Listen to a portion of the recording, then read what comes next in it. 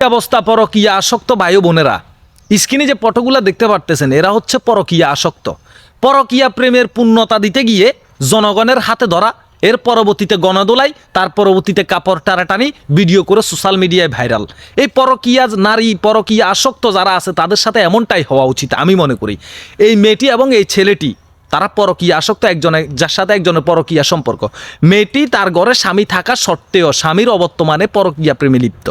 পরবর্তীতে ঘটনার দিন মেয়েটি তার পরকীয়া প্রেমিকের সাথে ওই সমস্ত কাজ করার সময় কি ঘটনাস্থলে হাতে নাতে কি এলাকাবাসী দৌড়ে ফেলার পরবর্তীতে উত্তম মাধ্যম খিসানি চলে আগে, তার পরবর্তীতে কেউ কাপড় টানতেছে, কেউ গাল টানতেছে, যা যেমনে পারছে সে সেভাবেই গুঁতা দিছে।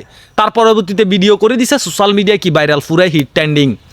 এই সমস্ত পরকীয়া আসক্ত, দুশ্চরিত্রা, নষ্ট, কালনাগিনী, এদের সাথে এমনটাই হওয়া উচিত। ভিডিওটি শেয়ার করে এই নষ্ট নারীকে চিনিয়ে দিন জাতির কাছে।